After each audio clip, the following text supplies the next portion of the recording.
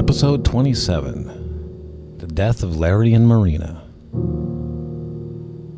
Marina, California. The kind of place where the wind smells like ocean spray, diesel fuel, and forgotten history. Used to be part of Fort Ord, rows of soldiers, tanks, and war games marching through the sand dunes. Now, strip malls, housing tracts, and conservation easements fighting over the leftovers. And in between, ghosts. They never left. They just stopped saluting. Me? I'm Detective Billy Armi. And this is another tale you won't find in the newspaper. Not unless the paper's wrapped around a fish. This story starts the way a lot of them do. Flight 1080, a hot mic, and a cold cup of coffee. Larry from Marina. Always texting in, never calling. Big fan of the show, bigger fan of chasing shadows. Said he was chasing one last story. Something about the dunes whispering at night.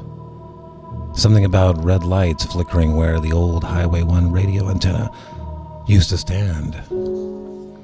Now I remember that tower. Tall, rusted, humming like a bad conscience. They tore it down a few years back. Said it was obsolete, said the land was getting repurposed. But Larry? He said it wasn't gone. Said it was there, pulsing through the fog, calling to anyone foolish enough to listen. I took a drive out there, right after Larry stopped texting. Place was quiet. Too quiet. New homes cropping up like weeds on one side, sand dunes and rotting bunkers on the other. And right in the middle, dead man in the dirt, clutching a busted transistor radio like it was his last friend on Earth. No sign of a struggle. No marks on the body. Just a face frozen in terror and a trickle of static still leaking from the speaker. I stood there, coffee in one hand, smoke in the other, feeling the air hum in my bones. See, Fort Ord wasn't just a military base. Back in the Cold War, they ran an experiment out here. Temporal broadcast looping. Fancy words for an ugly idea. Capture a moment in time, seal it in electromagnetic fields, and make it play back forever. They said it was for training, for morale influence. But the project was scrapped, buried under layers of sand and classified files. Except it wasn't. Larry found it. Or worse, it found Larry. I traced his last movements through those dunes. Abandoned munitions bunkers, some half buried, others open like broken mouths. The red light he mentioned? Flickering near one of those collapsed towers, miles from any working transmitter. My boots crunched over old shell casings, busted beer bottles, and the scorched frame of a battery pack Larry rigged to boost his radio signal. The poor fellow wasn't listening to Flight 1080 that night. He was listening to the past.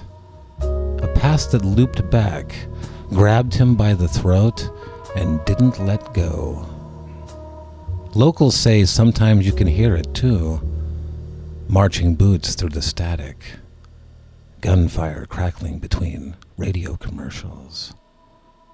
A tower that doesn't exist, except in the right humidity, at the right frequency, on the wrong kind of night. I checked the reports. Signals not registered. Towers not real. But the body, real enough to bury.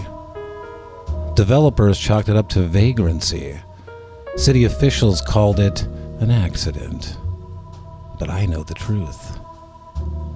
Larry tapped into something man was never meant to hear. The military thought they could trap time like a song on a jukebox. But time's a bad tune with a broken record, and it'll scratch back when you spin it too hard. I left Marina before sunset, before the dunes started talking again.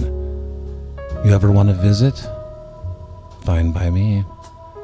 But leave the radios at home, keep your eyes off the red lights, and for Pete's sake, never go looking for a tower that ain't there. Me? I'll stick to my nicotine sticks and lukewarm coffee. Because I've seen what happens when you listen too hard. Sometimes the past doesn't just haunt you. Sometimes it drags you back with it. Larry chased a voice beyond the sand.